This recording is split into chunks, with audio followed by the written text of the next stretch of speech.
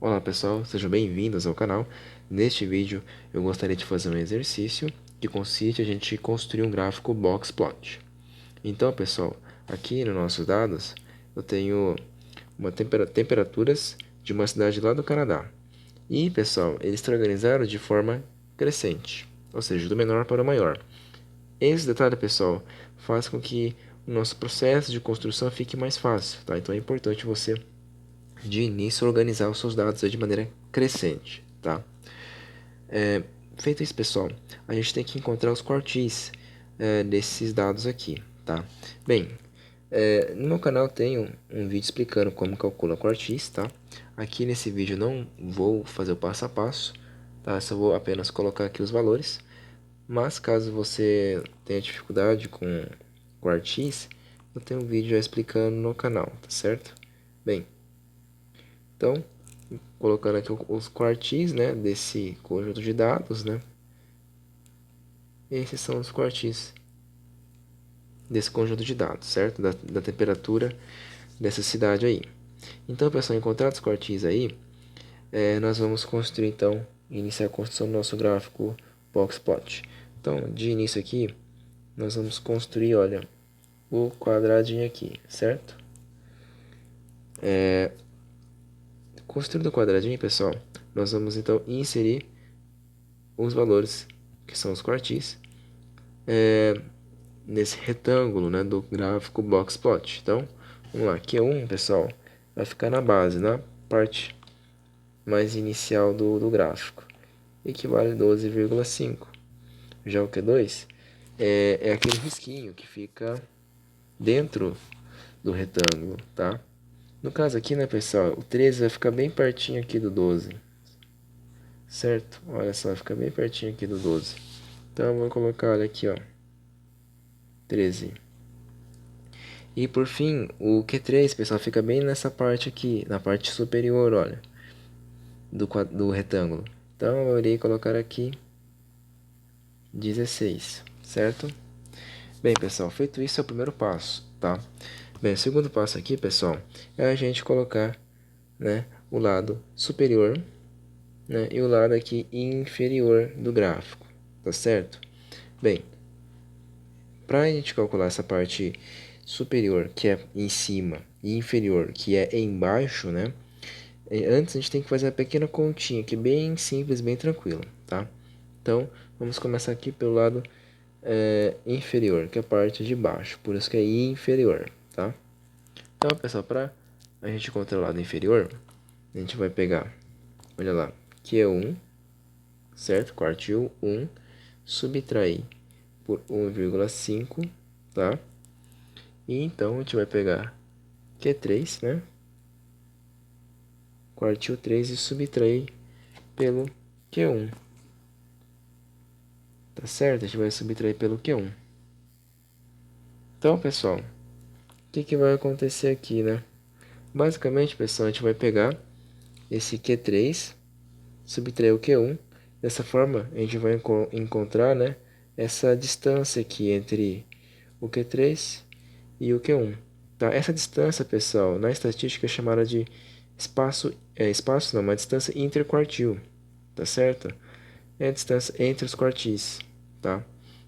Depois a gente vai multiplicar por 1,5, que corresponde à metade, né, dessa distância aqui. E vamos subtrair por Q1, né, pelo esse valor aqui. Ou seja, aqui, pessoal, pelo desenho, a gente vai ter, né, 50% da distância, né? E a partir de Q1, ou seja, essa distância aqui vai estar aqui, olha, certo? Então é isso que essa continha faz, né? Então vamos lá calcular o LI. O LI, pessoal, vai ser igual a 7,25, tá? Então, né, pelo que eu até expliquei agora, talvez vocês estão entendendo que nós temos que fazer um risco aqui e colocar 7,25. Errado, pessoal. Não se faz exatamente isso aqui, tá? O processo é, na verdade, o seguinte. Nós temos 7,25, certo? Nós vamos procurar o menor valor, tá? Então, como meu gráfico não, meus dados, né, estão organizados de maneira crescente, né? Por isso que eu falei que facilita bastante deixar organizado dessa forma. Nós temos que procurar o nosso menor valor, que no caso é 10. Nossa, encontrei 10 aqui, certo? Só que meu limite inferior aqui, né, vai até 7,25, certo? Porém, meu dado de menor valor é o 10. Meu menor valor é o 10, certo? Então, pessoal, por meu dado ser menor valor, de menor valor ser 10, que fica mais ou menos aqui, né? Então, eu vou colocar aqui 10. Quer dizer, que meu lado inferior vale 10, não 7,25.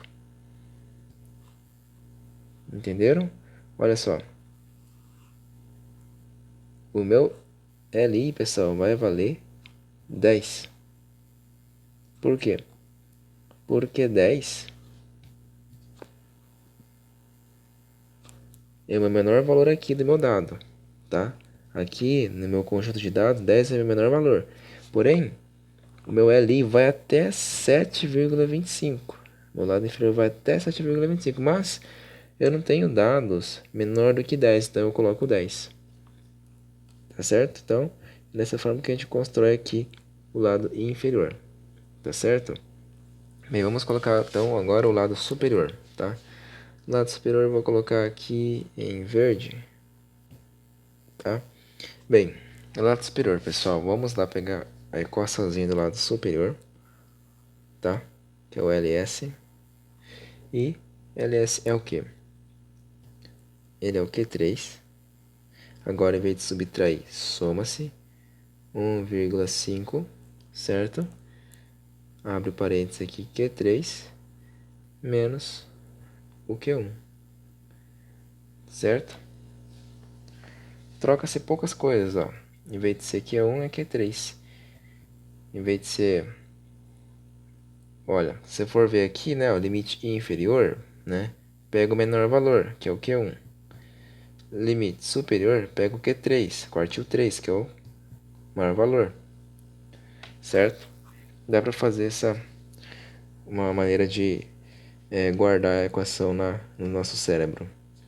Então, aqui nessa parte corre o mesmo processo, né? A gente vai pegar o nosso Q3, subtrair por Q1, né? A distância entre o quartil, e vai multiplicar por 1,5, que é aquela mesma coisa, né? Então, ou seja, vai ser metade disso aqui, certo? E o nosso lado superior vai vir até metade disso aqui, vai vir até aqui. No máximo, né? Nosso lado superior vai vir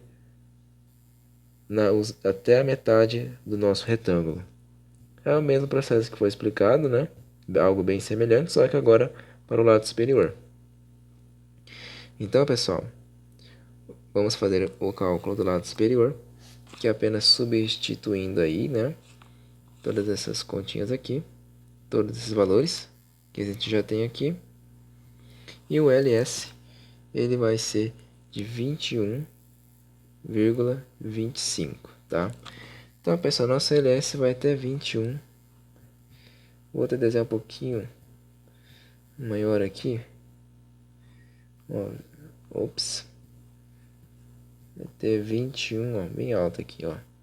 Então, vai ser 21,25. Errado, pessoal. Não vai ser 21,25, tá? A gente, pessoal, tem que colocar o nosso maior valor, que nós temos aqui um conjunto de nossos dados, tá? Mas agora nós temos que atentar por um detalhe. 17 fica abaixo, né, do 21,25. Porém, 30 passa do 21,25. E agora, o que a gente faz?